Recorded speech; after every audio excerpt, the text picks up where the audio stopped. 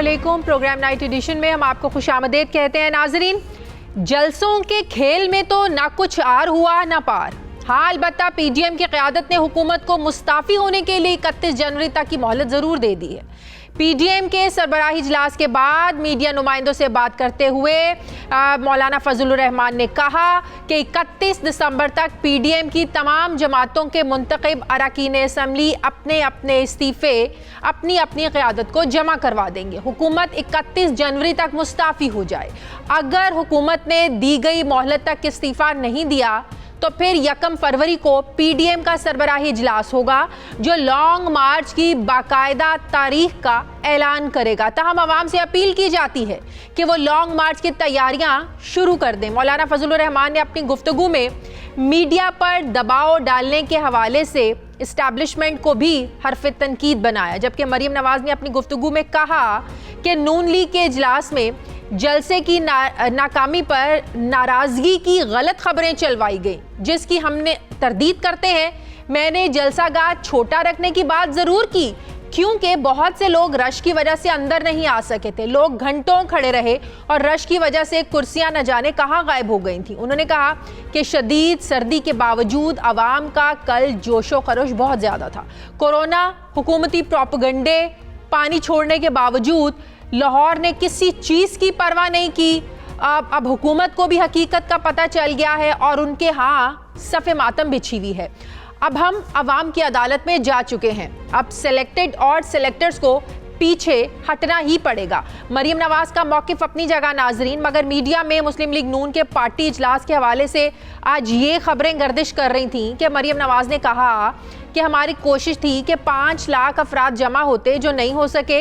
इजलास के दौरान ख्वाजा साद रफ़ीक ने पार्टी की तंजीम में खामियों की भी निशानदही की और कहा कि कुछ लोगों ने अपनी जिम्मेदारी नहीं निभाई। पार्टी में सज़ा और जज़ा का अमल होना चाहिए। ये वो खबरें हैं जो आज सारा दिन मीडिया पर गर्दिश करती रही। जिन लोगों ने जलसे की जिम्मेदारियां नहीं निभाई, उन्होंने कहा कि उनको पूछा जाए। ज़राए के मुताबिक मरीम नवाज ने लाहौर डिवीज़न के मुंतखब अरकान से वजाहत मांग ली है, जिसमें कहा गया है कि पार्टी के मुंतखब अरकान तहरीरी तौर पर यह बताएं कि कौन कितने कारकुन जलसागाह में लाया था। ज़राए के मुताबिक मरीम नवाज ने यह भी कहा कि लाहौर डिवीज़न की क़यादत ने बहुत मायूस किया है। मुझे सब मालूम है, वक्त आने पर फैसले कारकुनों की मर्जी से होंगे।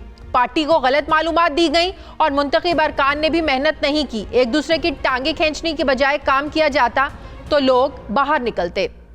जबकि रायविंड में पीडीएम की क़यादत के हमरा प्रेस कॉन्फ्रेंस के दौरान बिलावल भुट्टो जरदारी ने कहा कि हम सब एक हैं और पीडीएम के प्लेटफॉर्म से ही फैसले होंगे। अब मुज़ाकरात नहीं बल्कि इमरान खान के इस्तीफ़े का वक्त है। एक सवाल के जवाब में उन्होंने कहा कि शहबाज शरीफ से ताज़ियत के लिए मैं जेल जा रहा हूँ। बिलावल भुट्टो का नाज़रीन मौक़िफ़ अपनी जगह, मगर वफाकी वज़ीर दाखिला शेख रशीद अहमद ने मीडिया से बात करते हुए कहा कि नवाज शरीफ को बतौर वज़ीर दाखिला ये पैगाम है कि बहुत हो गया, अब मज़ीद नहीं।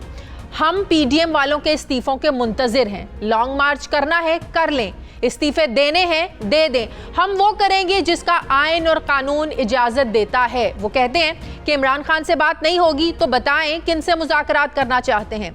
अब सवाल ये है कि क्या 31 जनवरी तक हुकूमत मुस्ताफ़ी हो जाएगी? सवाल ये भी है कि पीडीएम की क़यादत क्या जलसे की नाकामी का गुस्सा मीडिया पर उतार रही है? सवाल तो ये भी अहम है कि आखिर पीडीएम कब और किसके साथ मुज़ाकरात करने में राज़ी है। इसी पर बात करने के लिए मुझे ज्वाइन किया सीनियर सहाफ़ी तज्ज़ियाकार सुहेल वड़ाइद साहब ने। अस्सलाम वालेकुम, बहुत बहुत शुक्रिया सुहेल वड़ाइद साहब। सुहेल वड़ाइद साहब, जलसे छोटे हों या बड़े हों, हुकूमतें जलसों से नहीं गिरा करती। हाँ, अलबत्ता जलसों में जो लोगों की तादाद कम ज़्यादा तादाद, ये इस तरह का इम्पैक्ट ज़रूर छोड़ती हैं कि किस पार्टी के कितने लोग जो हैं, वोटर जो हैं, वो मोटिवेटेड हैं। कितने ऐसे कारकुन हैं या अवाम है जो अपनी पार्टी के कायद लीडर की अवाम पर लब्बैक कहते हैं। ऑपोजिशन तो कह रही है कि हमने तो ऐसा तारीखी जलसा देखा नहीं। हुकूमत कह रही है कि हमने ऐसा फ्लॉप शो कभी नहीं देखा। अगर मैं आपसे पूछूं कल का जलसा और वर्सेस इमरान खान के माजी के मीनार पाकिस्तान के जलसे, तो आपका क्या तज्जिया इस पे? देखें, कल का जलसा ना फ्लॉप था, हाँ, और ना अजीम शान था। ये रीजनेबली गुड जलसा था। और जो इमरान खान का 2011 का जलसा था तकरीबन उस जैसा था, लेकिन इसमें जोश कम था। इमरान खान के जलसे में जोश ज़्यादा था और उसमें आम लोग थे, इसमें सिर्फ वर्कर थे पार्टियों के। तो ये फ़र्क है दोनों जलसों। लेकिन इमरान खान को इस बात का तो क्रेडिट देना चाहिए, ये 11 पार्टियों का एक जलसा था। अगर आप उसको उसके पैरेलल भी देख रहे हैं, बराबर भी देख रहे हैं, तो वो अकेले इमरान खान का जलसा था। मेरा ख्याल है ये भी नून का ही जलसा था। बाकी पार्टियों की नुमाइंदगी जो थी वो सिर्फ सिंबॉलिक थी, अलामती थी। बेसिकली लाहौर नून लीग का गढ़ है और ये कारकुनान का जलसा था। इसमें आम शहरी नहीं आए, जबकि पीटीआई के जलसे में आम शहरी आए थे। ये एक फ़र्क है, क्योंकि जो नून लीग का वोटर है वो जलसे जुलूसों में नहीं जाता। वो एक बिजनेस मिडिल क्लास है, वो तकलीफ बर्दाश्त नहीं करता कि मैं जलसे में जाऊं, जुलूस में जाऊं, मैं सफ़र करूं, मैं पैदल जाऊं। ये सिर्फ इनका वर्कर होता है, और वर्कर ज़ाहिर है इससे ज़्यादा हो नहीं सकते एक शहर में जितने कल आए हैं। और अगर आम लोग आते तो ज़ाहिर है उसका और इम्पैक्ट होता, लेकिन आम वोटर नहीं आया। तो आपका कहना यह है कि नून लीग का जो वोटर है वो सिर्फ बाहर निकलने की तकलीफ अगर बर्दाश्त करता है तो वो इलेक्शन का दिन होता है, यही बात है? जी जी ठीक। ऑपोजिशन की 31 जनवरी तक की डेडलाइन पीडीएम की, उसके बाद कहा कि अगर 31 जनवरी से पहले इस्तीफा नहीं आता उसके बाद हम 1 फरवरी को लॉन्ग मार्च का ऐलान करेंगे। ये धमकी है या वाकई आपको हालात उस तरफ जाते हुए लग रहे हैं? नहीं, मेरा ख्याल है ये तो सीरियस चीज़ है, क्योंकि अपोजिशन के पास इसके अलावा अब चारा कार ही नहीं है। अब जिस हद तक वो चले गए हैं, अब इनके पास इसके अलावा क्या चारा कार है कि वो लॉन्ग मार्च करें और फिर अल्टीमेटली इस्तीफे भी दें। लेकिन मेरा ख्याल है कि किसी तीसरे फरीक को, किसी ऐसे शख्स को जो दर्द दिल रखता हो, ऐसे पार्लियामेंटेरियंस को, ऐसे रिटायर्ड लोगों को, ऐसे और मुख्तलिफ जो फील्ड्स के लोग हैं, आप सामने आना चाहिए और इस तसादम से रोकना चाहिए। साफ नज़र आ रहा है कि हुकूमत और अपोजिशन में तसादम होगा लॉन्ग मार्च के मौके पे, तो क्यों नहीं कोई आगे बढ़ के इसको रोकता। तो तीसरा फरीक तो इस्टेब्लिशमेंट ही हो सकता है सुहेल वड़ाई साहब, और तीसरा फरीक कौन हो सकता है जो उस मुज़ाकरात का या हिस्सा बन जाए या अपोजिशन और हुकूमत को एक जगह बिठाने में कामयाब हो जाए? शाजिया, जो तीसरा फरीक जिसकी तरफ आप निशानदेही कर रहे हैं, जिस दिन लॉन्ग मार्च शुरू हो जाएगा फिर तो वही करेगा, लेकिन उससे पहले पहले और भी फरीक जो हैं वो इसमें हिस्सा डाल सकते हैं। सेनेट का चेयरमैन डाल सकता है, कौमी असम्बली का स्पीकर डाल सकता है, सुप्रीम कोर्ट की बार डाल सकती है, और भी बहुत सारे ऐसे मुत्तफिक अलह अदारे हैं जिनके लोग इसमें हिस्सा डाल सकते हैं। स्पीकर कौमी असम्बली के तो बुलाए गए इजलास में तो ये लोग जाते नहीं है, तो उनके मुज़ाकरात की बात को क्या संजीदा लेती है ऑपोजिशन? उसका शाजिया साहब ट्रस्ट डेफिसिट है ना। कॉन्फिडेंस बिल्डिंग मेजर्स करने पड़ेंगे। आप जब किसी पे ट्रस्ट ही नहीं किसी पे डेवलप हुआ, जब स्पीकर बेचारा जो है उसको इख्तियारात ही नहीं है, वो किसी को बुलाने की कोशिश करता है, हुकूमत बुलाने नहीं देती, तो जाहिर है उससे पे ट्रस्ट डेफिसिट पैदा हो गया है और अपोजिशन अब स्पीकर पे ट्रस्ट नहीं करती। तो इसलिए ज़रूरी है कि स्पीकर को इख्तियारात दिए जाएं, चेयरमैन को इख्तियार दिए जाएं और एक कॉन्फिडेंस बिल्डिंग मेजर्स का माहौल पैदा किया जाए, फिर ही जाकर मुज़ाकरात होंगे। तो आपको क्या लगता है, आज मैं टीवी पर देख रही थी, खुर्शीद शाह साहब मीडिया से बात कर रहे थे और कह रहे थे कि वज़ीर आज़म इमरान खान को टेलीफोन उठाना चाहिए, जरदारी साहब से बात करनी चाहिए, मेन जो लीडरशिप है उससे बात करनी चाहिए, तो मुज़ाकरात के बारे में सोचा जा सकता है। आपको लगता है हुकूमत इस पर गौर करेगी? क्योंकि जिस तरीके से वज़ीर आज़म ने 2 बार डायलॉग की बात की है, तो कहीं ना कहीं हुकूमत संजीदा तो लग रही है, कहीं ना कहीं हुकूमत पर खौफ तो लग रहा है। पहले जलसों का, जलसे खत्म हुए तो अब लॉन्ग मार्च का। हुकूमत को इनिशिएटिव लेना चाहिए, प्राइम मिनिस्टर को इनिशिएटिव लेना चाहिए किसी से राब्ता करने में? मेरा ख्याल है कि फौरन लेना चाहिए, बेदरेग लेना चाहिए, लेते रहना चाहिए, बल्कि अगर वो रद्द भी कर दें फिर भी लेना चाहिए। सही हो गया। अच्छा, तो ये बताइएगा कि मार्च में होने वाले उस सेनेट के इंतखाबात हैं, क्या ऑपोजिशन का टारगेट वो इंतखाबात हैं कि उनको डिले किया जाए, हालात को उस नहज पर लेकर जाना चाहते हैं? क्योंकि जाहिर है अगर सेनेट के इंतखाबात में पीटीआई को कामयाबी मिल जाती है तो ये बहुत बड़ी शिकस्त होगी, ऑपोजिशन के पास तो कुछ नहीं रहेगा। ये दुरुस्त है, जाहिर है अपोजिशन का टारगेट मार्च में होने वाले सेनेट के इंतखाबात हैं और ज़ाहिर अपोजिशन चाहेगी कि उससे पहले पूरा निज़ाम मुअत्तल हो, लेकिन अगर हुकूमत मुज़ाकरात शुरू करे और कुछ ना कुछ अपोजिशन को भी ऑफर करे, आखिर वो भी स्टेक होल्डर है सिस्टम के अंदर, तो उनको भी अगर आप ये फेयर एंड फ्री जो है सेनेट के इलेक्शंस, फिर अगले इलेक्शंस, इनकी यकीन दहानी कराएं, उनके साथ फेयर ट्रीटमेंट करें, तो मेरा ख्याल है वो भी मान जाएंगे, बजाय इसके कि वो भी एक मुश्किल में पड़े, इस्तीफे दें, सिस्टम से बाहर हों, मुश्किलात का शिकार हों, जेलें काटें। जाहिर है उनके लिए भी ये एक कोई आसान काम तो नहीं है जो आगे नजर आ रहा है। फेयर ट्रीटमेंट की बात तो हुकूमत कर रही है ना, वो कह रहे हैं ओपन बैलेटिंग करवा लें, ओपन वोटिंग करवा लें, ताकि धांधली का शोर करने की जो है ना वो कोई गुंजाइश ही ना रहे। वो अपोजिशन नहीं मान रही। ये सिर्फ सेनेट की बात नहीं है, अगले जनरल इलेक्शन की बात भी है, ओवरऑल सिस्टम की बात भी है, अपोजिशन के रहनुमाओं की कैदों की बात है, जेलों की बात है, मुकदमात की बात है। ये ओवरऑल एक फजा जो है कॉन्फिडेंस बिल्डिंग मेजर्स की जरूरत है, फिर जाके हालात बदलेंगे। हर बंदा अपोजिशन का ये समझता है कि वो किसी भी दिन गिरफ्तार हो जाएगा, तो ये फजा कोई ठीक तो नहीं है ना। तो सुहेल वड़ाइच साहब, ऑपोजिशन यकीनन एक आखिरी हथियार होगा, आखिरी ऑप्शन होगा इस्तीफे जो हैं ऑपोजिशन के लिए, तो आपको लगता है कि इस्तीफों के मामले पर ऑपोजिशन का कंसेंसस है या हो पाएगा? क्योंकि पीपल्स पार्टी कुछ रिलक्टेंट लग भी रही है, हो जाएगा। की कुछ मिसालें हैं भी, हो जाएगा, कंसेंसस हो जाएगा। और दूसरा आसान रास्ता है, फर्ज करें वो सिंध असम्बली बरकरार रखना चाहते हैं तो कौमी असम्बली के इस्तीफे दे देंगे, सिस्टम तो क्रिपल हो गया। लेकिन वो एक थ्रेट तो रह जाएगी ना, एक तनकीद तो रह जाएगी ना कि आपको इक्तदार पे आ रहा है, अगर आपको वाकई अवाम का ख्याल है या जिस तरीके से आप लोग बाहर निकल रहे हैं, फिर तो आपको इक्तदार छोड़ना चाहिए सिंध असम्बली का। अगर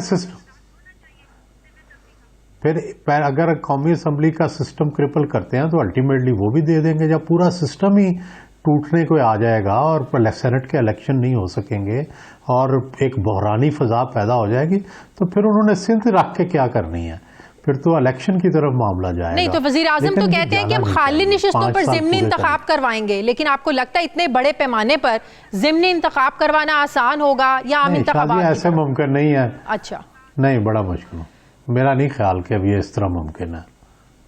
आम इंतखाबात की तरफ जाना होगा, इतने बड़े ज़िमनी इंतखाबात, फिर कोई और रास्ता नहीं रहेगा और मुल्क की फजा में कशीदगी आ जाएगी, तसादम आ जाएगा। एक तरफ लॉन्ग मार्च हो रहा होगा, एक तरफ इस्तीफे हो रहे होंगे, शोलाबार तकरीरें हो रही होंगी। ऐसे में आप कैसे ज़िमनी इंतखाबात करवा सकते हैं? ठीक है, बहुत बहुत शुक्रिया। सहाफ़ी तज्ज़ियाकार सुहेल वड़ाइच साहब मेरे साथ थे। मुझे प्रोग्राम में नाज़रीन एक ब्रेक लेनी है, वापस आते हैं छोटे से वक्फे के बाद।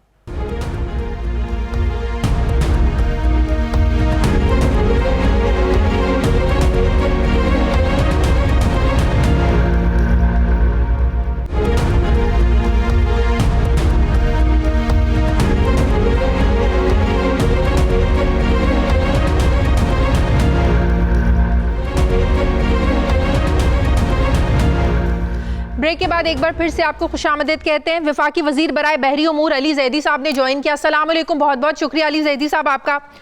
अली जैदी साहब, ऐलान लाहौर, 31 जनवरी तक की डेडलाइन, फाइनल अल्टीमेटम, फिर 1 फरवरी को लॉन्ग मार्च का ऐलान, क्या है हुकूमत का रद्द अमल? कितना संजीदा आप लोग ले रहे हैं? कल के जलसे के बाद तो लगता है हुकूमत को इतनी ज्यादा खुशी हो रही है जलसे की नाकामी से कि पता नहीं हुकूमत ने क्या अचीव कर लिया हो इससे। लॉन्ग मार्च का कोई खौफ है हुकूमत को? वेलकम करते हैं जी, हम तो वेलकम करते हैं, हमें कभी परेशानी थी कोई नहीं। मेरे ख्याल में मुल्तान को हैंडल गलत किया। कल आपको पता है कि किसी ने कोई तंग नहीं किया, उनको जो मर्जी है वो करते रहे आके जलसा। बस शर्म मुझे आती है एज ए पाकिस्तानी ये सोचते हुए कि ये लीडरशिप है, ये 11 बड़ी जमातें अपने आप को कहती हैं, इनको कोई ख्याल नहीं है कि पाकिस्तान में कोविड फैल रहा है और ये जलसे जुलूस कर रहे हैं। ठीक है, आप चाहते क्या है इससे, कोई इनका एंड गेम क्या है, कुछ पता नहीं है इनको। इस्तीफा देना है नहीं देना, देना है नहीं देना, एक कह रहा देना है, दूसरा कह रहा नहीं देना। एक जमात के लोग कहते हैं कि जी ये कोई फायदा नहीं है। इससे ड्रामा क्रिएट कर रहे हैं, केओस कर रहे हैं मुल्क में विदाउट एनी प्लान। फिलहाल तो आप लोगों से इस्तीफा मांग रहे हैं, जलसे जुलूस, फिलहाल तो आप लोगों से मांग रहे हैं जैसे 2014 में आप लोग मैं तो कह रहा हूं दे दें। मैं तो कह रहा हूं दे देना इस्तीफे जमा वो करा आपसे देना। मांग रहे हैं किसने रोका है पहले, उनको? उनके तो बात की मैं तो बात कहा करते हर हैं ना, इस्तीफे आप पर- लोग देना, वो आपसे मांग रहे हैं। मांगने दें उनको मांगने दें, मैं क्या, कोई फर्क नहीं पड़ता। तो इस्लामाबाद पहुंचने पर या रास्तों तक मुझे हुकूमत तो जो ये है, क्वाइट इंटरटेनिंग अच्छा कैसे एंटरटेनमेंट है ये। कैसे? एक आपको एंटरटेनमेंट नहीं नजर आती? इनके तो देखे बयान 1 घंटे के अंदर ऐसे ऐसे चेंज हो रहे होते। अभी वो मैं इनकी कोई ये खातून है, उनका क्लिप मैंने ट्वीट भी किया है, वो जर्नलिस्ट इनसे पूछ रहा है जी आप किसके खिलाफ, कहती जी सेलेक्टरों के खिलाफ कर रहे हैं, तो सेलेक्टरों के नाम बताते हैं, वो नाम नहीं बता रही, कहती नवाज शरीफ की तकरीर सुन ले। तो भाई वो तो भागा हुआ एब्सकॉन्डर है, आप तो नाम बता दें, वो नाम नहीं बता रही। मुझे तो इतनी फनी लगी, मैं को हंस, मैंने बोला ये कौन सा कॉमेडी प्रोग्राम चलाया हुआ इन लोगों ने। आई मीन ये कोई, आप सोचे, आप सिर्फ जरा गौर से 1 मिनट के लिए जो ये कह रहे हैं, जो हम कह रहे हैं, सब बातें साइड में रख दें, छोड़ दें कि हुकूमत क्या कह रही है, छोड़ दें कि ये क्या ड्रामा। सिनेरियो क्या है? सिनेरियो ये है कि 2 स्पॉइल्ड ब्रैट्स जिन्होंने अपनी पूरी जिंदगी में 5 रुपए नहीं कमाए हक हलाल के कहीं काम करके, वो अपने वालिद, दोनों अपने अपने वालिदों की करप्शन बचाने के लिए एक इंसान जो कि मैस्कुरेट करता है ना, एक्टिंग करता रहा एज अ रिलीजियस कोई लीडर पॉलिटिशियन बनने की दिहाइयों से, जिसकी अभी अली अमीन कंडापुर साहब ने जो उस दिन प्रेस कॉन्फ्रेंस करके चीजें दिखाई हैं, उसकी क़यादत में 11 जमातों का टोला लेके 10-12 हज़ार आदमी इकट्ठे नहीं कर सके, और ये चले हैं हुकूमत गिराने, जो कि एक इलेक्टेड गवर्नमेंट है। और ये इनका बॉटम लाइन क्या है? हमारे करप्शन के केसेस, हमारे वालिदैन के करप्शन के केसेस माफ कर दो, ये तो आप कह रहे हैं दे ना, दो। ये लोग तो आप, बस ये है बातें तो bottom आप लोग line। कह रहे हैं ना। नहीं मैं तो नहीं कह रहा, ये कह रहे हैं, अरे ये कह रहे हैं ना, ये और कह रहे हैं क्या, मुझे चले आप शाजिया आप बता दें क्या कह रहे हैं, मुझे बता दें, समझा दें। वो कह रहे हैं महंगाई है, वो कोई कह रहे हैं कि मुझे आवाम का समझा दें जीना क्या रहे हैं। दोभर हो गया है, हर चीज अच्छा। महंगी हो गई है, किसी कोई पॉलिसी नहीं आप लोगों की, इसीलिए हम लोग इस्लामाबाद आ रहे हैं, आप लोगों को हुकूमत करने का कोई हक नहीं है, धांधली आप लोगों ने की है। ये वो बातें जो ऑपोजिशन कर रही है। ऑपोजिशन ये तो नहीं कह रही कि हमारे मुकदमे खत्म कर दे, ये लोग, ये बात तो आप लोग कर रहे हैं। ये अच्छा चले ना, बात करते हैं ना, धांधली पे आ जाएं। हाँ। इलेक्शन कमिश्नर पिछले वाले किसके अपॉइंट किए हुए थे? जाहिर है इन्होंने हमने किए थे। अपॉइंट किए थे। हाँ उन्होंने किए थे। आरटीएस सिस्टम किसने डिप्लॉय किया था? किसने किया था? उसके ऊपर लोग किससे रखे थे? इन्होंने किया था, नून लीग वालों की हुकूमत थी, और आपकी थी क्या? हाँ? नहीं तो इन्होंने किया था, वो अगर सारा उन्होंने किया काम था, इन्होंने किया। तो अपने अच्छा खिलाफ लगे हुए थे करने। धांधली हुई। अच्छा वही पाकिस्तान की अवाम ने वोट डाला है इमरान खान के नजरिए पे, और खान साहब को प्रॉब्लम क्या है समझने की? अच्छा फिर सिंध में धांधली क्यों नहीं हुई? सिंध में कैसे इनकी हुकूमत आ गई? पंजाब लाहौर में ये सीटें ज्यादा कैसे जीत गए, वहां धांधली नहीं हुई? अच्छा क्या ये बातें कर रहे हैं? अच्छा आप लोगों के लिए अगर इतना एंटरटेनिंग है ये सब कुछ जो बात आप कर रहे हैं, आज प्राइम मिनिस्टर साहब ने पार्टी तर्जुमानों का इजलास बुलाया। 0 + 0 = 0। हाँ सुने ना, वो मरियम, मतलब वो क्या, वो जो जोसेफ गोबेल्स नहीं था, वो जो नाज़ी का वो जो था, वो प्रोपेगेंडा करता था उनका, वो भी शर्मा जाए, इतना झूठ बोलती है। अली ज़ैदी साहब बकौल आपके ये सब कुछ इतना एंटरटेनिंग है, अगर इतना एंटरटेनिंग है, हुकूमत तो लग रहा है कि हुकूमत बहुत ज्यादा इसको संजीदा ले रही है। आज प्राइम मिनिस्टर साहब ने पार्टी तर्जुमानों का इजलास बुलाया, बाकायदा डायरेक्शंस दी, इस कल के जलसे के बारे में बाकायदा बात हुई, कामयाब था नाकाम था, और पार्टी तर्जुमानों को कहा कि आप भरपूर तरीके से जो अपना मौक़िफ़ है ना वो मीडिया पर दें, आवाम को बताएं। इसका मतलब है हुकूमत इसको संजीदा ले रही है, तो बाकायदा इजलास बुलाए जा रहे हैं, अपनी स्ट्रैटेजी बनाई जा रही है, नहीं तो हुकूमत के पास करने को तो और बहुत सारे काम होने चाहिए। आप इजलास में थी? हमें हमारे सोर्सेज ने बताया। आप डिनाई कर दें, आप डिनाई कर दें, इजलास में तो बैठे, आप डिनाई कर दें ना। देखो 1 मिनट हो, मैं बता रहा हूं ना, बात तो कर रहे थे, मुझे आप भी एंटरटेन कर रहे हो। हाँ बताएं। इजलास में मिनिस्टर्स बैठे थे और स्पोक्स पर्सन बैठे थे। हाँ। 10 बातें हुई हैं, एक इसकी भी बात हुई है। हाँ। असल में सबसे हमारी वरी क्या है? एंटरटेनिंग एक one side, but what is our worry? हमारा फेयर क्या है? और जो कि हर पाकिस्तानी का होना चाहिए ये कोई बीमारी जो कोरोना जिसका नाम है, मैं तो गुजरा हूं ना इससे, I have gone through it. और हम रोज किसी जानने वाले का सुनते हैं कि जानने वाले का कि इंतकाल हो गया कोरोना से, लंग फेलियर हो गया, हार्ट अटैक हो गया, पता नहीं क्या। देखें ये इसको ये अपनी करप्शन बचाने के लिए ये बेड़ा गर्क कर रहे हैं इस कौम का। अभी इतनी मुश्किल से हमने संभाला, इकोनॉमी हमारी ठीक हो रही है, इनको एनआरओ नहीं मिलेगा, जो मर्जी कर ले। अब ये कोई और कोई टैक्टिक इस्तेमाल कर ले ना, दे देना इस्तीफे, ये ना करें, ये कोरोना फैला रहे हैं, दे दे इस्तीफे, असेंबली से मुंह पे मारे जी आगे हमारे इस्तीफे, बोले ये ले, स्पीकर साहब को जमा करा दें। वैसे भी पहले 5 जो जमा कराएगा, मैंने कहा है कि मैं तो पहले 5 के उम्रे का टिकट दूंगा, उनको इनको नहीं दूंगा।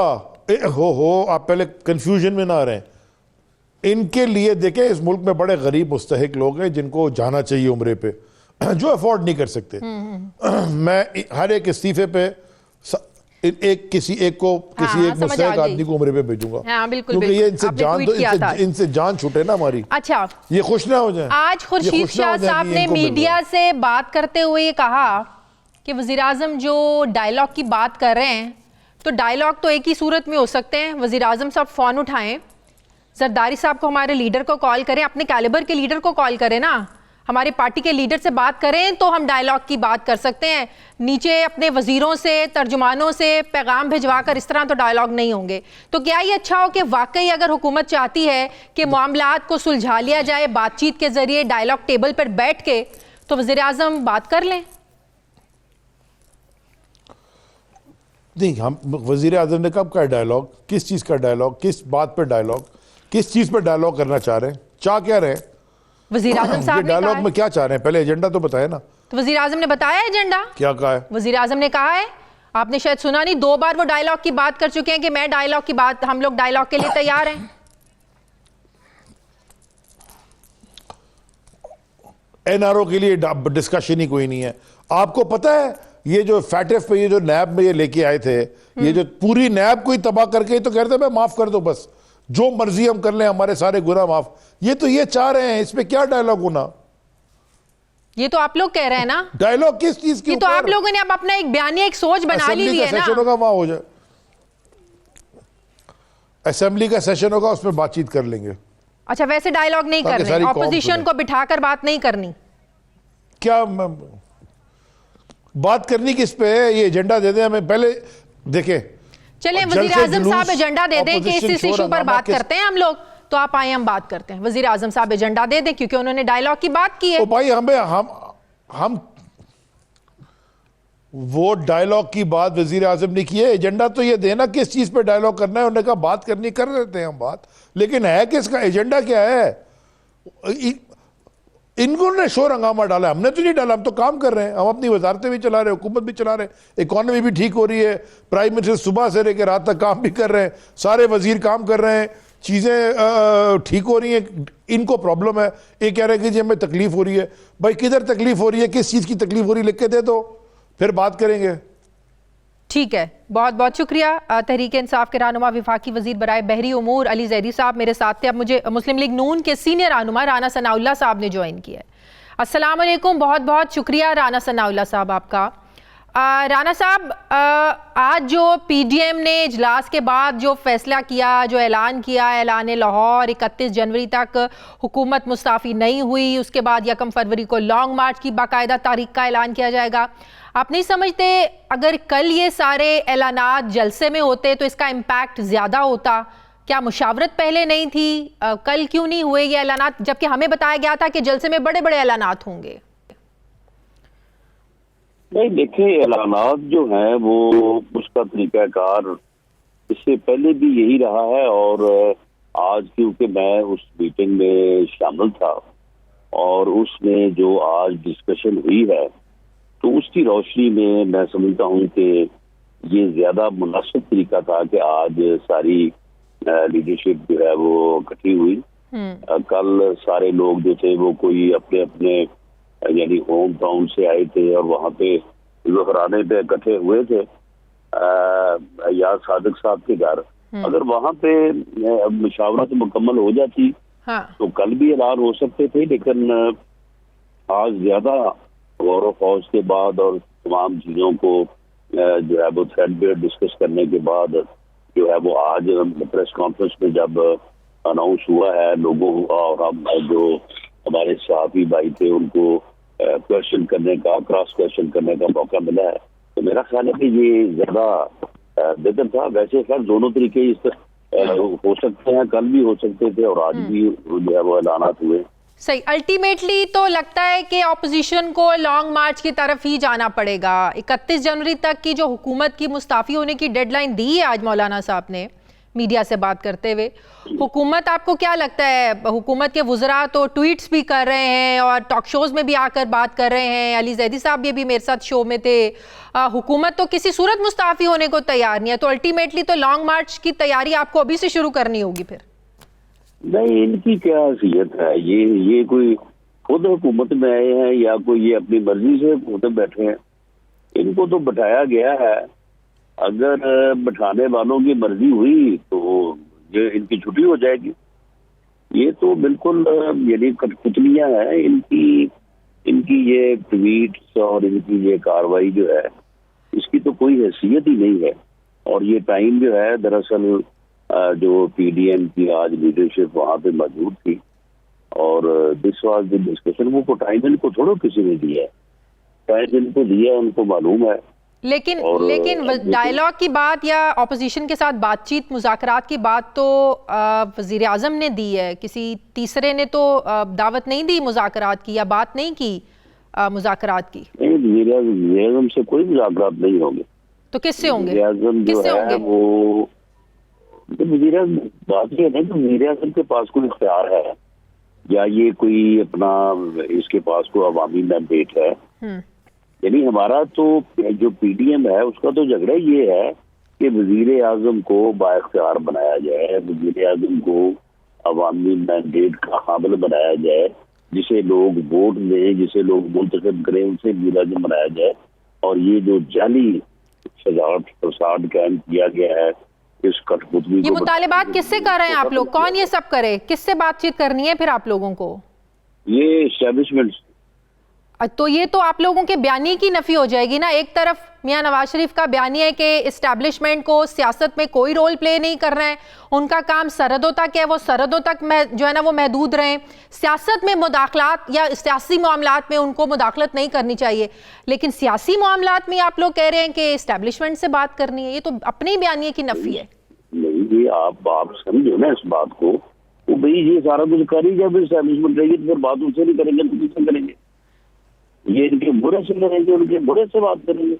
तो ये उन्हीं से ये बात करनी है कि जी आप इस काम को छोड़ें, इस बुरे को जो है इस कठपुतली को विड्रॉ करें और इस मुल्क में फ्री एंड फेयर इलेक्शन को है। उन इलेक्शन में कोई मुदाखलत नहीं होनी चाहिए, वो फ्री होने चाहिए, वो फेयर होने चाहिए, सबको आइन की पासदारी करनी चाहिए। और इलेक्शन कमीशन जो है ये उसका काम है, उसको सौंपा जाए, वो इलेक्शन करवाए और जो अवाम के मैंडेट से जो है वो मुंतखब हो उसे इख्तियार दिया जाए। भाई जो जिसके पास सारी चीज है उसे ही कहना है ना। लेकिन कैसे फिर आप लोग एक्सपेक्ट करते हैं? एक तरफ सेलेक्टर और इस्टेब्लिशमेंट पर सख्त उनके लिए अल्फाज इस्तेमाल करते हैं नवाज शरीफ साहब, मरियम बीबी, मौलाना फजलुर रहमान, फिर कैसे एक्सपेक्ट करते हैं कि जिनके खिलाफ सख्त जुबान इस्तेमाल की जा रही है उन्हीं के साथ या वो लोग राजी होंगे आपके साथ मुज़ाकरात करने के लिए? कहीं तो टोन डाउन होना पड़ेगा ना। नहीं, टोन डाउन की बात नहीं है, कोई हमारी उनके साथ दुश्मनी नहीं है, वो हमारे भाई हैं, हमारे लिए बाइस इज्जत है, हमारे लिए बाइस एहतराम है। उनका बहरहाल जो रोल जो है जिससे हम मुतफिक नहीं है, हम उस रोल की निशानदेही कर रहे हैं और हम उनसे कह रहे हैं कि ये इनकलाब विड्रॉ करें। और ये बड़े कोई हम उनको कोई उनके साथ झगड़ा तो नहीं कर रहे, हम ये तो नहीं कर रहे कि आप क्यों अगर आपने किया है तो ये बड़ा जो है वो हम ये करेंगे वो करेंगे। हम तो कहते हैं कि जी जो हो चुका तो हो चुका, अब तो जो है उसका मुकम्मल नहीं है। अब इस मामले को जो है आए बैठ के आप इस चीज को विड्रॉ करें, जो आपका काम है वो आप करें, जो सियासी जमातों का या पॉलिटिकल लीडरशिप का काम है वो उसे करने दें। ये तो बड़े आराम से और बड़े अफवाहों तफहीम से होने वाली बात है। तो मतलब ये हुआ कि ऑपोजिशन, पीडीएम, इमरान खान से किसी किस्म के मुज़ाकरात करने को तैयार नहीं है, आप लॉन्ग मार्च की कॉल वापस ले सकते हैं अगर इस्टेब्लिशमेंट आपके साथ मुज़ाकरात करे, राइट? देखिए, हमारा मकसद जो है वो हमारा मकसद कोई लॉन्ग मार्च नहीं है। हमारा मकसद कोई इस्लामाबाद आगे बैठना या कोई गिराव करना नहीं है। हमारा मकसद है फ्री फेयर इलेक्शन। अगर हमारा मकसद जो है वो हासिल हो जाता है तो फिर हमें क्या जरूरत है कि हम जो है वो लॉन्ग मार्च करेंगे और आगे 2023 के फ्री एंड फेयर इलेक्शन नहीं, 2021 के फेयर एंड फ्री इलेक्शन या जो भी 90 दिन की मोहलत है वो 90 दिन आज से शुरू कर लें, कल से शुरू कर लें, चले 31 जनवरी से शुरू कर लें, हमें कोई ऐसी बात नहीं है। 31 जनवरी से ऑनवर्ड विद इन 90 डेज जो है वो इलेक्शन हो जाए। फ्री एंड फेयर इलेक्शन, उसके लिए तो इंतखाबी इस्लाहात की जरूरत है ना। ये तो सारे मामला पार्लियामेंट में डिस्कस होने वाले और पार्लियामेंट में हल होने वाले। नहीं, ये सब गलत कहा जा रहा है। किसी इस्लाहात की जरूरत नहीं है, किसी इस्लाहात की जरूरत नहीं है, किसी लीगल अमेंडमेंट की जरूरत नहीं है। इलेक्शन कमीशन, अच्छा, अगर कोई बैरूनी मुदाखलत ना हो तो इलेक्शन कमीशन इन्हीं रूल्स के साथ, इसी कैपेसिटी के साथ जो है वो फ्री फेयर इलेक्शन करवा सकता है। तो आप कह रहे हैं इलेक्शन कमीशन हमारा बाइख्तियार नहीं है? नहीं, बाख्तियार यानी उसका इख्तियार कागजात में तो पूरा बड़ी सराहत के साथ लिखा गया है। इख्तियार तो उसका पूरा है, लेकिन उसे इस्तेमाल कोई नहीं करने देता। तो इलेक्शन कमीशन के हुकूमत कहती है ना चेयरमैन हमने लगाया, नहीं करने देता। चेयरमैन आप लोगों ने लगाया, नैब चेयरमैन वो कहते हैं हमने नहीं लगाया, आप लोगों ने लगाया। लेकिन इलेक्शन कमीशन का जो चेयरमैन है उसको कोई आजादी से काम करने दे तो वो अच्छा भला आदमी है, वो कर सकता है, लेकिन उसे करने को दे तो फिर है ना। वो फॉरेन फंडिंग का जो है वो केस है, वो सुनना चाहता है, उसे कहा गया कि खबरदार नहीं सुनना, उसने उसको अर्जन कर दिया सैनिटाइज। ठीक है, बहुत बहुत शुक्रिया। मुस्लिम के सीनियर रहनुमा राना सनाउल्लाह साहब मेरे साथ थे, थैंक यू वेरी मच। मुझे प्रोग्राम में एक ब्रेक लेनी है, वापस आते हैं एक छोटे से वक्फे के बाद।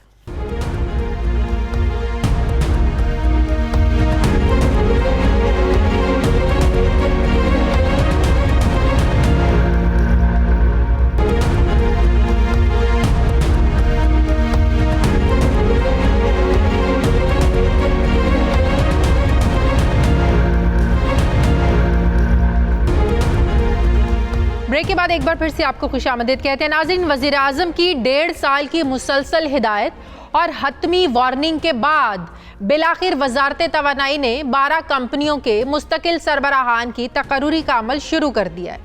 2 गैस कंपनियों के अलावा 25 साल बाद पहली मरतबा बिजली की 10 तकसीमकार कंपनियों के मुस्तकिल सरबराहान तैनात किए जा रहे हैं। वजारत तवानाई ने पुरानी रविश बरकरार रखते हुए 3 पावर कंपनियों के रिटायर्ड सरबराहान को 3 माह के लिए तौसी, जबकि सुई सदन गैस कंपनी का MD एक ऐसे शख्स को तैनात करने की सिफारिश की है जिसे नैब की तहकीकात का सामना है।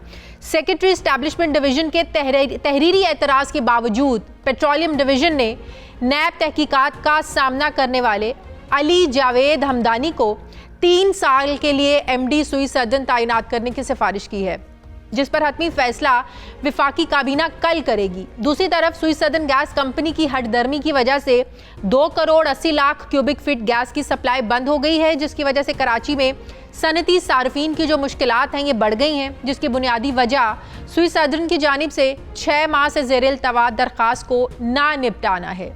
सुई सदन कंपनी गैस सप्लाई बरकरार रखने के लिए पेट्रोलियम डिवीजन के अहकामात को भी खातिर में नहीं लाई। क्या सुई सदन के इस इकदाम से $2.5 की मुल्की गैस ना खरीद कर $10 फी MM BTU LNG की राह को हमवार किया जा रहा है? इसी पर मैं बात करूंगी इस्लामाबाद के ब्यूरो चीफ सुहेल इकबाल भट्टी से। अस्सलाम वालेकुम, बहुत बहुत शुक्रिया सुहेल आपका। सुहेल, सबसे पहले तो ये बताइएगा कि सुई सदन का MD एक ऐसे शख्स को क्यों तैनात करने की सिफारिश की जा रही है जिसको ऑलरेडी नैब इन्वेस्टिगेशन का सामना है? कौन लोग हैं जो अली जावेद हमदानी की सिफारिश कर रहे हैं? शाज़िद, यकीनी तौर के ऊपर किसी भी ऐसे शख्स को जिसे लीड कैंडिडेट के तौर के ऊपर वफाकी काबीना के सामने पेश करवाना वो बासर लोगों की आशीर्वाद के बगैर मुमकिन नहीं है। और मामला ये है कि 2 साल से स्विस सदर्न गैस कंपनी मुस्तकिल एमडी से महरूम है। हाँ। एक्टिंग चार्ज की बुनियाद के ऊपर ये कंपनी जो कि सालाना 150 अरब के लगभग रेवेन्यू जनरेट करती है, और उसका जो यूएफजी है, जो गैस चोरी की लॉसेज हैं, वो बहुत ज्यादा हो चुके हैं, बहुत बुरी हालत है। प्राइम मिनिस्टर की वाज़ेह डायरेक्शन थी कि मुस्तकिल एमडी की अपॉइंटमेंट होनी चाहिए। अब बिल आखिर पेट्रोलियम डिवीजन ने वफाकी काबीना को समरी साल की है। 4 उम्मीदवार पर मुश्तमिल ये समरी है, लेकिन जो लीड और प्रायोरिटी जिस कैंडिडेट को दी गई है पहले नंबर पर, वो सैयद अली जवेद हमदानी हैं। मामला ये है कि जब ये सैयद अली जवेद हमदानी एक प्राइवेट कंपनी के चीफ एग्जीक्यूटिव ऑफिसर थे, कौमी खजाने को उस कंपनी ने नुकसान पहुंचाया, उनके खिलाफ नैब तहकीकात कर रहे हैं। जब ये मामला सेक्रेटरी एस्टेब्लिशमेंट डिवीजन के पास पहुंचा तो उन्होंने प्राइम मिनिस्टर ऑफिस को और पेट्रोलियम डिवीजन को तहरीरी तौर के ऊपर आगाह किया कि नैब के अंदर उन्हें नैब ने नोटिस सर्व किया था, उसका स्टेटस क्या है, आप कैसे इनको रेकमेंड कर सकते हैं। उसके अलावा उन्होंने 4 दीगर एतराजात उठाए, लेकिन उसके बावजूद प्राइम मिनिस्टर ऑफिस की डायरेक्शन के ऊपर यह समरी वफाकी काबीना को अरसाल की गई और कल वफाकी काबीना इस मामले के ऊपर हतमी फैसला करेगी। यह बहुत हैरान कुन अमर है कि वो ऐसा एक प्राइवेट कंपनी का ऑफिसर जिसके नैब के खिलाफ तहकीकात का उसे सामना करना पड़ा है नैब में, अब उसको एमडी अपॉइंट करने के लिए स्विस सदर्न गैस कंपनी का टॉप प्रायोरिटी पर रखा गया है। लेकिन अगर कल सारी हकीकत को वज़ीर-ए-आज़म के सामने रखा जाता है कैबिनेट के इजलास में, सेक्रेटरी एस्टैब्लिशमेंट डिवीजन का जो तहरीरी एतराज है इसको वज़ीर-ए-आज़म साहब के सामने रखा जाता है, बावजूद इसके कि वज़ीर-ए-आज़म ऑफिस को ये सारी इंफॉर्मेशन दी गई है, लेकिन वज़ीर-ए-आज़म साहब के सामने हो सकता है इस मामले को ना रखा गया हो, इस तहरीरी एतराज को। यकीनन फिर हो सकता है वज़ीर-ए-आज़म साहब मेरिट पर फैसला करें इसके बाद। जी देखिए, बिल्कुल प्राइम मिनिस्टर इमरान खान ने हमेशा मेरिट और शफाफियत की बात की है, बेहतरीन मौजू तरीन उम्मीदवार लगाने की उन्होंने कोशिश की है। तो अब कल उनका और उनके कैबिनेट मेंबरान का इम्तिहान होगा कि एक जानिब नदीम बाबर साहब और उमर अयूब साहब की जानिब से भेजी गई समरी, जिसमें उन्होंने टॉप प्रायोरिटी के ऊपर सैयद अली जवेद हमदानी साहब को रखा है, क्या सेक्रेटरी एस्टेब्लिशमेंट डिवीजन के जो 5 जेन्युइन एतराजात हैं क्या उनको रद्द कर दिया जाता है या मेरिट की और शफाफियत की बालादस्ती कायम करते हुए वो बेहतर चॉइस का इंतखाब करते हैं। इस बात का हतमी फैसला यकीनी तौर पर कल होगा और कैबिनेट मेंबर्स का इस मामले में एक कड़ा इम्तिहान होगा। जी अच्छा, जो कराची सनती सार्फिन की मुश्किलात बढ़ी हैं, स्विस सदर्न कंपनी के ऐसे क्या इकदामात हुए, क्या गलतियां हुई, क्या उन्होंने क्या मामलात थे जिनको उन्होंने संजीदा नहीं लिया, जिसकी वजह से 2 crore 80 lakh cubic feet gas की सप्लाई बंद हो गई है। यकीनन सनती सार्फिन को इससे बहुत ज़्यादा मुश्किलात भी होंगी, नुकसान भी उठाना पड़ेगा। जी बिल्कुल शाजी, ये बहुत संगीन मामला है और नाइट एडिशन प्रोग्राम में हमने हमेशा इस मामले को बहुत मरतबा टेकअप किया कि किस तरीके के साथ पाकिस्तान के अंदर एक लॉबी पाकिस्तान की मुल्क की सस्ती तरीन गैस जो $2.5 से $3 में कॉस्ट करती है उसको डिस्करेज करके दरामदी गैस जो कि अब $10 से $12 फी MMBTU में कॉस्ट करती है उसकी राह हमवार कर रहे हैं। ये उसी सिलसिले की एक कड़ी है। हमने पहले भी इस मामले को टेकअप किया, तर्जुमान स्विस सदर्न से मौक़िफ़ हासिल किया, उनके एक्टिंग MD से बात की। एक ऐसी पाकिस्तानी कंपनी जिन्होंने गैर मुल्की कंपनी की शराकत दारी से बदीन फोर साउथ से गैस डिस्कवर की, 2 करोड़ 80 लाख क्यूबिक फीट योमिया गैस स्विस सदर्न को सप्लाई की गई, लेकिन कुछ अमेंडमेंट्स और कुछ सिस्टम में CO2 को टेक्निकल एक मामला था, उसको कम करने के लिए एक प्लांट नस्ब होना था, लेकिन कोरोना की वजह से वो मामला तखीर का शिकार हुआ। जुलाई 2020 में फोर्स मेजोर क्लेम किया गया, लेकिन 6 माह गुजरने के बावजूद स्विस सदर्न उस गैस के ऊपर उस दरखास्त के ऊपर फैसला नहीं कर सकी और इजाफी जुर्माना आयद करना चाहती थी, जिसके नतीजे में इस कंपनी ने मुकम्मल तौर के ऊपर गैस की सप्लाई बंद कर दी है। इस वक्त बदीन फोर साउथ से स्विस सदर्न को गैस की सप्लाई नहीं हो रही। कमर्शियल सनती घरेलू साफिन उसका खमियाजा भुगत रहे। कौमी खजाने में जमा होने वाला करोड़ों रुपए का टैक्स भी अब जमा नहीं हो पा रहा। स्विस सदर्न का एक ही इस मामले में मौकिफ है कि हम उस दरखास्त को इवेल्युएट कर रहे हैं। 6 माह गुजरने के बावजूद सेक्रेटरी पेट्रोलियम, वजीर पेट्रोलियम नदीम बाबर साहब के कहने के बावजूद इस कंपनी ने किसी के अहकामात नहीं माने और आज नौबत यह है कि हम $12 की LNG स्विस सदर्न खरीद रही है, लेकिन $2.5 की मुल्की गैस को खरीदने को तैयार नहीं है। ऐसे अफसरान की ऐसी रवैयों की वजह से 15 से 20 गैर मुल्की कंपनियां छोड़कर जा चुकी हैं पाकिस्तान और सिर्फ 1 से 2 ऐसी गैर मुल्की कंपनियां हैं जो इस वक्त पाकिस्तान में काम कर रही हैं। ठीक है, बहुत बहुत शुक्रिया। इस्लाम ब्यूरो चीफ सुहेल इकबाल भट्टी मेरे साथ हैं। नाज़रीन, मुझे प्रोग्राम में एक ब्रेक लेनी, वापस आते हैं छोटे से वक्फे के बाद।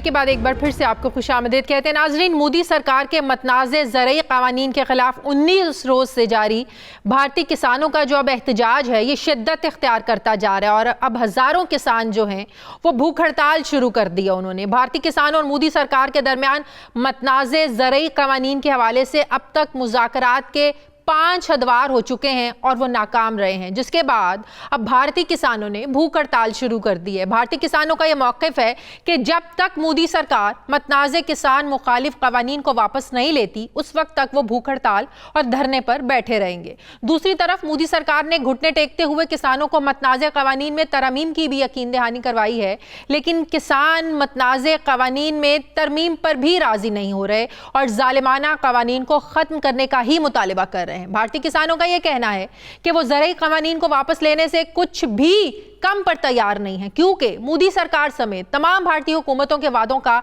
साबका रिकॉर्ड जो है ये इंतहाई मायूस कुन और ख़राब रहा है। भारतीय किसान रहनुमाओं का यह कहना है कि मतनाज़े ज़रई क़वानीन की वजह से किसान बड़ी कॉर्पोरेट कंपनीज के मजदूर बनकर रह जाएंगे। उन्हें अभी अपने पैदावार की कम अज़ कम कीमत की जो ज़मानत हासिल है वो भी ख़त्म हो जाएगी और जो बड़े ताजिर हैं ये अपनी मर्जी के मुताबिक किसानों को अपना अनाज और पैदावार फरोख्त करने के लिए मजबूर करेंगे। जबकि भारत की बड़ी ऑपोजिशन जमातों का यह कहना है कि उन्होंने इन कवानीन की मंजूरी से पहले ही सरकार को यह तनबीह की थी कि इससे किसानों को उनकी नाराजगी का सामना करना पड़ सकता है। लेकिन इसके बावजूद बीजेपी सरकार ने इतने अहम कवानीन पर पार्लियामान में खातिर ख्वाह बहस करवाने की ज़रूरत जो थी वो उसको भी महसूस नहीं किया और सिर्फ 15 मिनट के अंदर गलत तरीके से इसको मंजूर कर लिया। नाज़रीन, हम आपको ये बताएं कि भारतीय किसानों की इस तहरीक को इंडियन नेशनल कांग्रेस समेत 24 ऑपोजिशन की सियासी जमातों और 10 ट्रेड यूनियंस की हिमायत हासिल और इसके साथ साथ भारतीय किसानों की इस तहरीक को आलमी हिमायत भी हासिल हो रही है। गुज़श्ता दिनों कनाडा के वज़ीर आज़म जस्टिन ट्रूडो और कई आलमी रहनुमाओं की तरफ से भारतीय किसानों की तहरीक की हिमायत में बहुत से बयानात भी सामने आ चुके हैं। बरतानिया की मुख्तलिफ सियासी जमातों के 36 अरकान पार्लियामेंट ने जोर देते हुए मुतालबा किया है कि बरतानवी सेक्रेटरी खारजा भारतीय किसानों का मामला इंडियन वज़ीर आज़म के सामने उठाएं। इसी तरह अक़वाम मुत्तहिदा ने भी भारतीय किसानों की हिमायत की है। भारतीय किसानों की इस तहरीक को आलमी हिमायत मिलने के बाद अब यकीनन मोदी सरकार पर दबाव बढ़ रहा है और मोदी सरकार जो है ये बुखलाहट का शिकार है और इसी बुखलाहट को दूर करने के लिए मोदी सरकार भारतीय किसानों की इस तहरीक को खालिस्तान तहरीक के साथ मिला रही है और मोदी सरकार की तरफ से ये तासुर दिया जा रहा है कि भारतीय किसानों, जिनमें ज्यादातर सिख कम्युनिटी के किसान शामिल हैं, उनका एहतजाज खालिस्तान तहरीक का एक तसलसल है। कई भारतीय तज्जियाकार किसानों की इस तहरीक को नेशनल सिक्योरिटी के हवाले से खतरा और खालिस्तान तहरीक से ताबीर कर रहे हैं। दूसरी तरफ आलमी मीडिया में यह रिपोर्ट हो रहा है कि भारतीय किसानों के साथ इज़हार यकजहती के लिए बैरून मुल्क मौजूद जो सिख कम्युनिटी है उनमें भी भारतीय पंजाब को अलग रियासत खालिस्तान बनाने का मुतालबा किया जा रहा है। अब सवाल यह है कि भारतीय किसानों की यह तहरीक और भूख हड़ताल मोदी सरकार के लिए कितनी खतरनाक साबित हो सकती है, जबकि किसानों की तंजीम भारतीय किसान यूनियन ने मतनाज़े और किसान मुखालिफ कवानीन को मनसूख करने के लिए इंडियन सुप्रीम कोर्ट का दरवाज़ा भी खटखटाया है। इस सारी सूरत हाल पर मैं बात करूंगी। मुझे ज्वाइन किया है दिफाई तज्जियाकार जनरल रिटायर्ड अमजद शुएब साहब ने। अस्सलाम वालेकुम, बहुत बहुत शुक्रिया जनरल साहब आपका। जनरल साहब, जो भारत में किसानों के एहतजाज का जो दायरा कार है इसकी आवाज़ अब पूरी दुनिया में गूंज रही है। उनका एहतजाज जो है वो अब भूख हड़ताल उसमें शामिल हो गई है। इससे पहले हमने देखा कुछ रोज़ पहले डॉक्टर्स ने भी हुकूमत की जो पॉलिसीज़ हैं उसके खिलाफ एहतजाज किया था। क्या भारत में आपको कोई नई मूवमेंट शुरू होती हुई नजर आ रही है जिससे भारतीय सरकार को, मोदी सरकार को नुकसान उठाना पड़ सकता है? बिस्मिल्लाहिर्रहमानिर्रहीम। देखिए जी, पुरानी तहरीक जो खालिस्तान की है वो आज कुछ हकीकत का रूप धारती नजर आ रही है और उसकी बड़ी बुनियादी वजह यह है कि किसानों के इस माशी कत्ल में अगर कोई कम्युनिटी सबसे ज्यादा नुकसान उठाएगी तो वो सिख हैं, क्योंकि पंजाब इनकी ग्रीन बास्केट है। पंजाब से ही गल्ला मिलता है इनको सारे मुल्क को और पंजाब में तकरीबन 90% जो किसान है वो सारे सिख किसान हैं। तो वो लोग तभी वहां पे आज बैठे हैं, उनका एक माशी कत्ल किया जा रहा है। और अगर आप सोचें तो ये जो कॉर्पोरेट अदारे होते हैं बहुत बड़े बड़े इनके आगे हुकूमतें बेबस होती हैं और किसान बेचारे की क्या बसात आप उसको किसान को उनके सामने कर रहे हैं। उनका तो कारोबार, कॉर्पोरेट अदारे जो है उनका कारोबार जो है वो प्रॉफिट पे चलता है। ये किसान के अलावा भी आम आदमी के मुफाद में नहीं। उसकी वजह यह है कि हुकूमत अपनी सब्सिडी निकाल के एक तरफ हो गई, बिल्कुल सब्सिडी नहीं देनी पड़ेगी और आपने डाल दिया बिजनेसमैन के सामने उनको। वो किसान से सस्ती चीज लेगा, अवाम में महंगी बेचेगा कि उसने दोनों तरफ से प्रॉफिट लेना है। उसके इस प्रॉफिट की लालच ने बाकी लोगों को उधर उनका सत्यानाश कर दिया जाएगा। तो किसान सच्चा है। अब किसान फंस गया इस वजह से कि मोदी जो है वो एक उसने अपना एक इमेज बनाया हुआ था कि वो जो भी स्टेप लेता है वो वापस नहीं उससे वापस नहीं हटता, पीछे नहीं हटता। और वो गिनती करवाता रहा है कि देखें मैंने शरीयत का कानून बनाया, लोग कत्ल हुए, दिल्ली में फसाद हुए, सब कुछ, लेकिन मैंने नहीं बदला। कश्मीर खान हो गया, आर्टिकल 370 खत्म किया, मैंने नहीं बदला। बिल्कुल। डिमोनेटाइजेशन की थी, लोग भूखे मर गए, उसने नहीं बदला। बिल्कुल। तो वो अपनी वो जो 56 इंचेस की वो छाती की बात करता है ना, वो यही है कि वो देखता नहीं कि भाई कानून जो है वो उसका आगे इफेक्ट क्या हो रहा है। लेकिन मोदी सरकार का ये जो तासुर है या जो आप सीना चौड़ा उनका है उसकी जो बात कर रहे हैं, ये इस बार गलत साबित हो सकता है। जितनी सिख बिरादरी और जितनी पूरी दुनिया से इस तहरीक को हिमायत मिल रही है, इससे यकीनन मोदी सरकार को नुकसान उठाना पड़ सकता है, बड़ा नुकसान हो सकता है। इससे नुकसान देखें जी, नुकसान होना अलग बात है और होना चाहिए। वैसे भी सिख को वहां पे इंसाफ किया। आपने बात की अभी अपने इब्तदाइया में, आपने कहा कि सुप्रीम कोर्ट का दरवाजा खटखटा है। सुप्रीम कोर्ट ने आज दिन तक कौन सा फैसला किया जो कि अकलियतों के हक में हो? हाँ, मुसलमानों के खिलाफ फैसले का देने कोई। वहां दुख यही है कि जुल्म भी है और इंसाफ नहीं है। अगर किसी को ये उम्मीद हो कि जुल्म हो रहा है तो मैं इंसाफ जाके हासिल कर सकूंगा, तो जुल्म से जान छूटेगी, वो तो है ही नहीं वहां पे। बिल्कुल, ये बिल्कुल। सब लोग जो भी आज जो वहां पे हुकूमतों में हैं या अदारों में बैठे हैं, ये सब वही हैं जो मोदी के साथी हैं हिंदुत्व के। और ये लोग आज अगर उठ खड़े हुए हैं तो इनको ये मौका है कि ये अपने लिए वतन मांगे, क्योंकि इनको आगे कुछ नहीं। आप कह रहे हैं कि मोदी को पीछे हटना पड़ेगा। अगर वो हट भी गया आज, ये दोबारा किसी न किसी बहाने ये किस्सा लेके आएगा। ये आदमी बहुत मुख्तलिफ है। तो इस एहतजाज में खालिस्तान तहरीक जोर पकड़ती हुई लग रही है आपको? बिल्कुल लगती है। और मेरा अपना ख्याल है कि ये उन लोगों का हक है। उनको क्यों, जब आप उनको उनके हुकूक नहीं देते तो वो क्यों ना अलग रियासत बनाए, क्यों ना करें? हमने ये किया था कि नहीं? क्या पाकिस्तान जो हमने लिया वो इसी बुनियाद पे नहीं लिया था हमने कि जनाब हमें पता है कि ये जमहूरियत के नाम पे हिंदू मेजॉरिटी हमारी जान खा जाएगी, हम बच के वहां से निकले। और आज वहां पे यही जमहूरियत के नाम, आप अगर इंटरव्यू सुन लें इनके लीडर्स का, सुब्रमण्यम स्वामी ने एक इंटरव्यू दिया बीबीसी को और एंकर ने पूछा कि जनाब आपके यहाँ अकलियतों के कोई हुकूक नहीं, अकलियतों के हुकूक आप देते नहीं, उनको आपने बड़ा तंग किया हुआ है। तो उसका जवाब था कि अकलियतों के हुकूक तो होते ही नहीं, हुकूक तो होते हैं मेजॉरिटी के।